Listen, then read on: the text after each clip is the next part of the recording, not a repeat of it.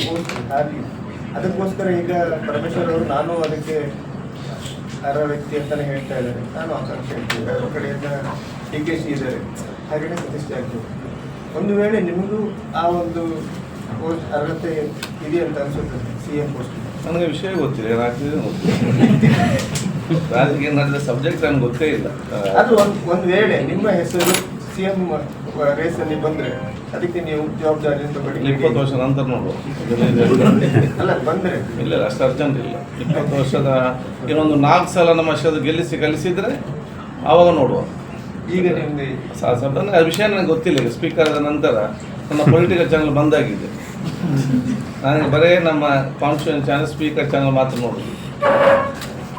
ಈಗ ದಕ್ಷಿಣ ಕನ್ನಡದಲ್ಲಿ ಕೋಳಿ ಅಂಕಕ್ಕೆ ಕಡಿವಾಣ ಹಾಕುವಂತ ನಡೀತಾ ಇದೆ.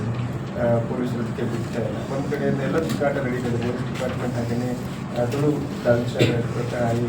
ಇದ್ರ ಏನು ನಡೆಯಿದೆ, ಯಾಕಂದರೆ ಮತ್ತು ದಂಕಲಾಂತರಗಳಲ್ಲಿ ನಡೆದು ಬಂದಂತಹ ಪೊಲೀಸರು ಕಟ್ಟ, ಅದಕ್ಕೆ ಈಗ ತಡೆ ಹೊಂದುವಂಥ ಪ್ರಕ್ರಿಯೆ ಯಾವ ರೀತಿ ಕರಡಿ ಜಾತ್ರೆಯಲ್ಲಿ ಕೂಡ ಉಳ್ಳಾಲಲ್ಲಿ ನೀವು ಮಾಡಿಸಿದ್ದೀರ ಅಂತ. ಹೌದು. ಈಗ ಇದರ ಬಗ್ಗೆ ದೀರ್ಘ ಚರ್ಚೆ ಕೂಡ ಆಗಿದೆ. ಇದರಲ್ಲಿ ಯಾರು ಸಂಘಟಕರು ಹೇಳ್ತಾರೆ, ಡಿಪಾರ್ಟ್ಮೆಂಟ್ ಹೇಳ್ತದೆ ಬೆಟ್ಟಿಂಗ್ ಮತ್ತು ಇದು ನಡೀತದೆ ಅಂತ ಹೇಳಿ, ಗ್ಯಾಮ್ಲಿಂಗ್ ಅದನ್ನು ನಡೆಸೋರು ಹೇಳ್ತಾರೆ. ಅದನ್ನು ಅವರು ಯಾರು ಅದನ್ನು ಮಾತ್ರ ಅವ್ರು ಬೇಕಾದ್ರೆ ಕ್ರಮ ತೆಕ್ಕೊಳ್ಳಿ, ಅವರನ್ನು ಇದನ್ನು ಸರಿಯಲ್ಲ ಅಂತೇಳಿ ಇವರು ಸಂಘಟಕರು, ಅದು ಹಿಂದಿಂದೆಲ್ಲ ಬಂದದಂಥ ವಿಚಾರಗಳು. ಇದರ ಬಗ್ಗೆ ನಾವು ಚರ್ಚೆ ಮಾಡ್ತೇವೆ. ಇದಕ್ಕೆ ಯಾಕಂತ ಹೇಳಿದರೆ ಇದಕ್ಕೊಂದು ಸೂಕ್ತವಾದ ಒಂದು ನಿಯಮ ಇವತ್ತು ತರಬೇಕಾಗ್ತದೆ. ಈಗಲ್ಲ, ಇನ್ನು ಕಾಲ ಕೂಡ ಸಿಸ್ಟಮ್ಯಾಟಿಕ್ ಆಗಿದ್ದು ಸಂಸ್ಕೃತಿಗೆ ಪರಂಪರೆ ಉಳಿಬೇಕು, ಉಳಿಕೊಂಡು ಅದಕ್ಕೊಂದು ನಿಯಮವೇ ವಿಶ್ವಕೇತನ ಆ್ಯಕ್ಟ್ ರೂಲ್ಸ್.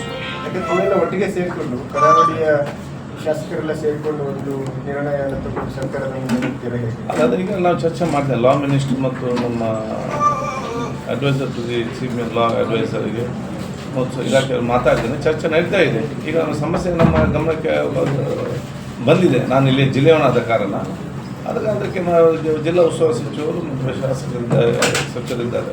ಚರ್ಚೆ ನನ್ನ ಸಲಹೆ ಅವರಿಗೆ ಕೊಟ್ಟಿದ್ದೇನೆ. ಬಹುಶಃ ಮುಂದಿನ ಅದು ಬಗೆಹರಿಸುವುದಂತ ವಿಶ್ವಾಸ ನಮಗೆ ಇದೆ.